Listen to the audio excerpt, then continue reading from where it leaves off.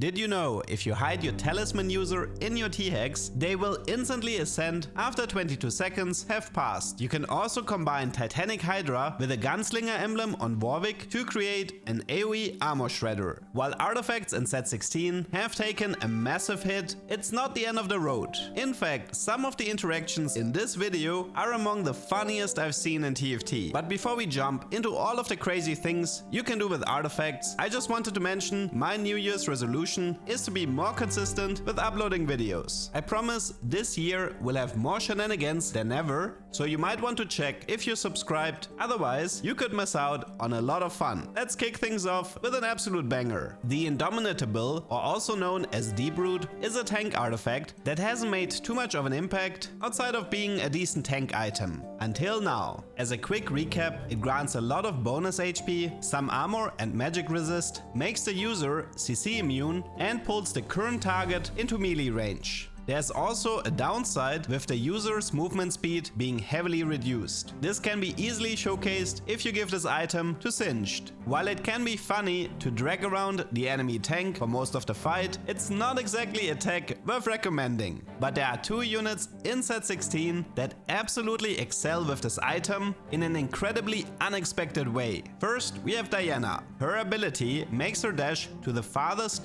non-moonlit enemy within 4 hexes and then proceeds to dash to all moonlight enemies after. This interacts in a really interesting way with the Deep Root artifact. Her initial target is the tank in the front line that gets auto-attacked. When she dashes to the furthest enemy, the tank is still considered her target, so it gets dragged into the enemy backline. Now her new auto-attack target is the enemy carry in the corner. When Diana ults again, she will likely dash back to the front line and can now drag the enemy carry along with her. The most beautiful part about this combo is that it doesn't even interfere with her normal item build. She prefers Bloodthirster, Ginzo and Titan's Resolve. The artifact grants CC immunity and therefore acts as the perfect substitute for Titan's Resolve. The other unit that acts the same way is Fizz. With every cast, he will jump to the farthest enemy within 4 hexes. Again, this will cause him to drag his auto-attack targets with him, causing an absolute mayhem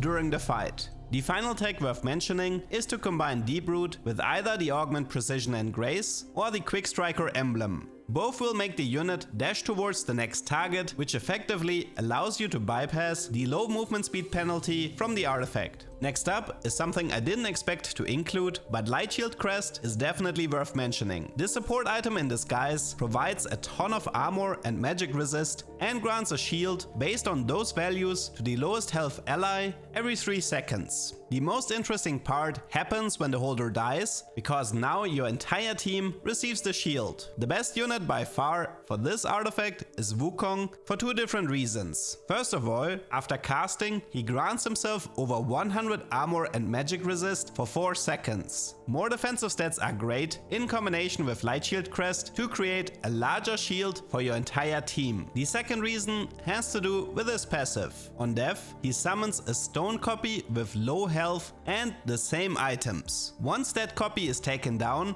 you get the team-wide Lightshield proc again. Coupled with a stone plate in your front line, this can result in a significant shield to your entire team, which should help you to win your fight. Besides Lightshield, Wukong can also use Mogul's Mail in a similar fashion. Mogul's grants bonus stats when taking damage, stacking up to 35 times. After reaching max stacks, it will start generating gold. When Wukong is taken out, the stone copy gets a fresh copy of Mogul's with 0 stacks, and it's possible for the copy to reach 35 stacks again to create bonus gold every round. You might be wondering how this interacts with the augment Golden Dragon. It grants your Mogul's user 700 bonus health and 20 durability. Sadly, this effect is lost on the stone copy, so you can't guarantee the bonus gold every time. Arguably, one of the most interesting artifacts to appear in set 16 is called Eternal Pact. Unfortunately, it's a bit complicated, so let's go over everything step by step.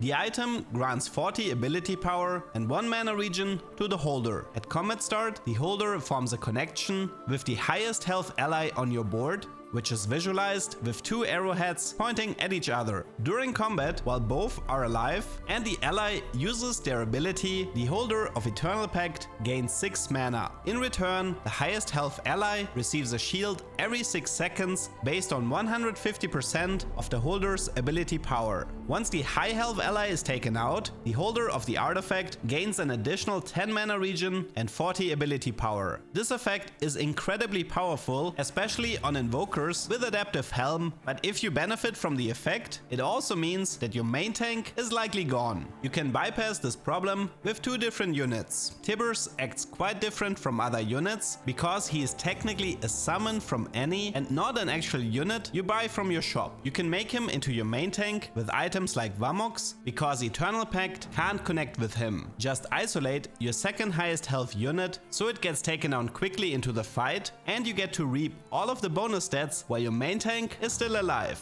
The second way is a lot more difficult because it uses Galio. He joins combat from your bench and is therefore not viable for Eternal Pact either. In the same spirit as before, you can prioritize HP and tank items on Galio and get access to the bonus mana regen while still having enough frontline to survive the fight. There is one more incredibly fun way to play around Eternal Pact that completely flips this artifact on its head. Take a look at this setup. Here we have a Yorick 3-star in the front line with Eternal Pact, and Twisted Fate is the highest health unit on the board.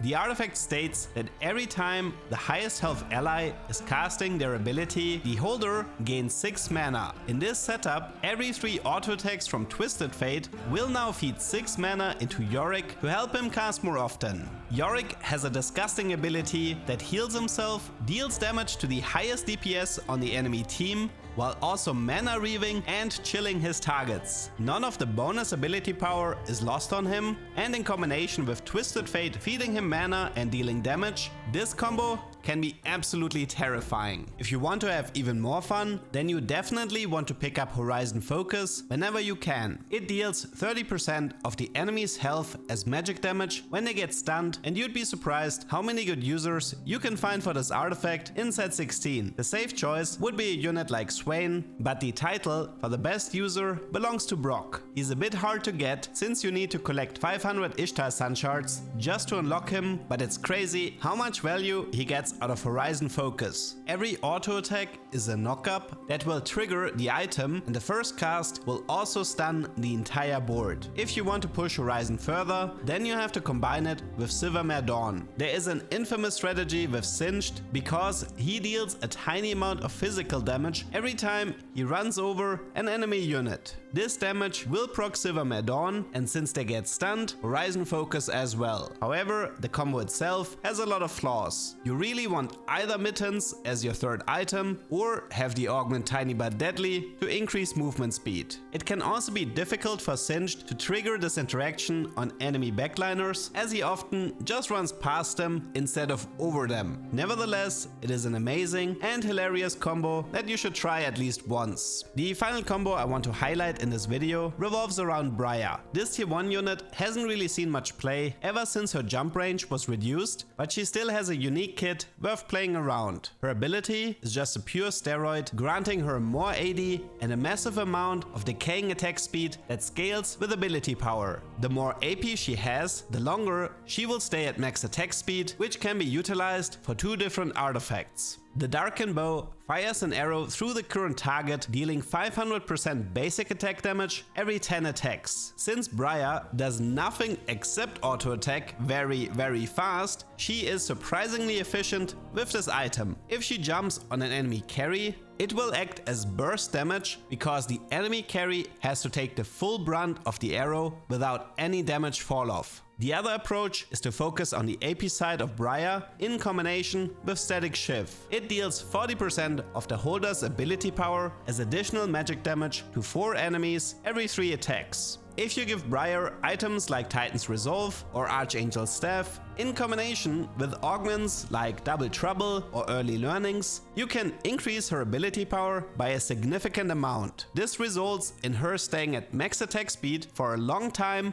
and dealing more damage through Static Shiv. Now I understand that the combos I showcased in this video aren't exactly meta-defining strategies. You will probably struggle a lot making some of this work, but I just wanted to provide a fun and alternative way to play TFT that goes beyond taking the strongest stat stick.